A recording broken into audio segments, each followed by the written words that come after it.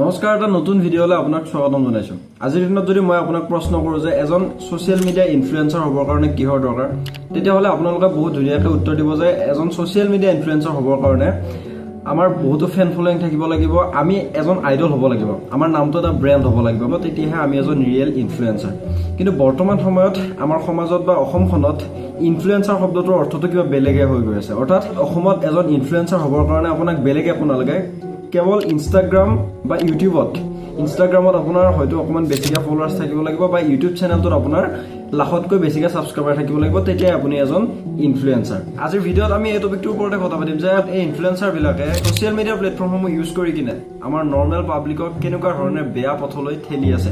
গতিকে আমাৰ এই ভিডিঅ'টি আপোনালোকে শেষলৈকে চাব। এতিয়া প্ৰথম কথা, মই যদি ইনফ্লুৱেঞ্চাৰ কাক কয় বুলি কওঁ বা এজন ইনফ্লুৱেঞ্চাৰৰ কি কাম বুলি সোধোঁ, তেতিয়াহ'লে এটাই উত্তৰ হ'ব যে ইনফ্লুৱেঞ্চাৰ এজনে মানুহক এডভাইচ দিয়ে।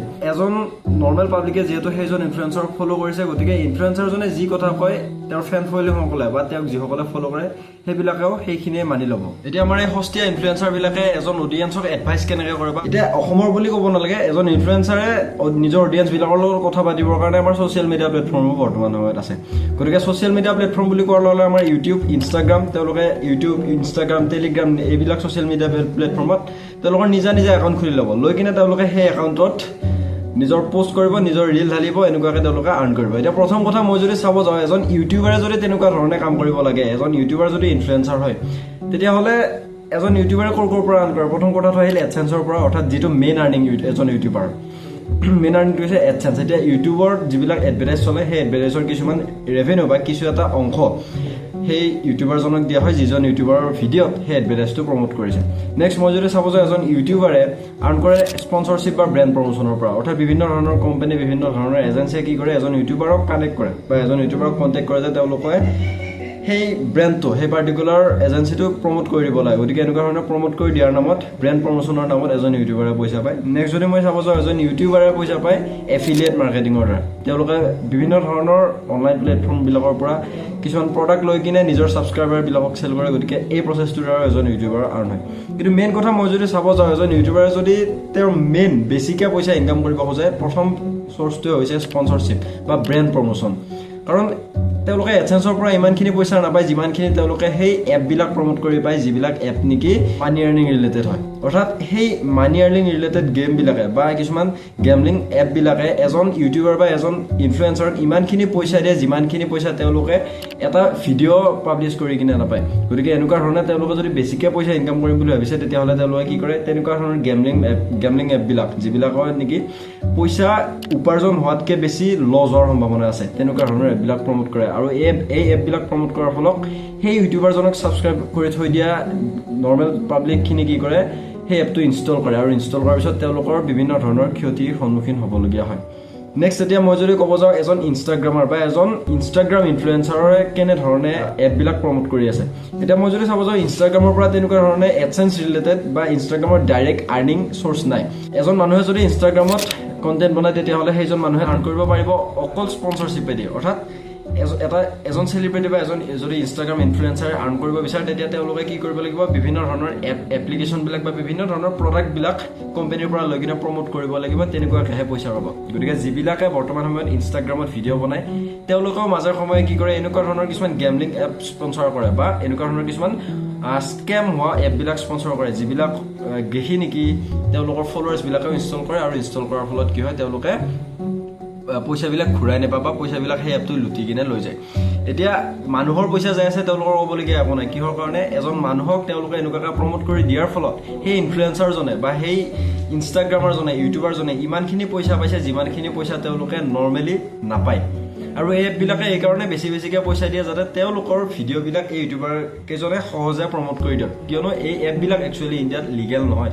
গতিকে এনেকুৱা ধৰণে এটা তেনেকুৱা ধৰণৰ গেমলিং এপে এজন ইনফ্লুৱেঞ্চাৰক জোখতকৈ বহুত বেছিখিনি পইচা দি কিনে সেই ইনফ্লুৱেঞ্চাৰজনৰ পৰা বহুত সহজে সেই ভিডিঅ' দি বনাই কিনে নিজৰ এপটি প্ৰমোট কৰে।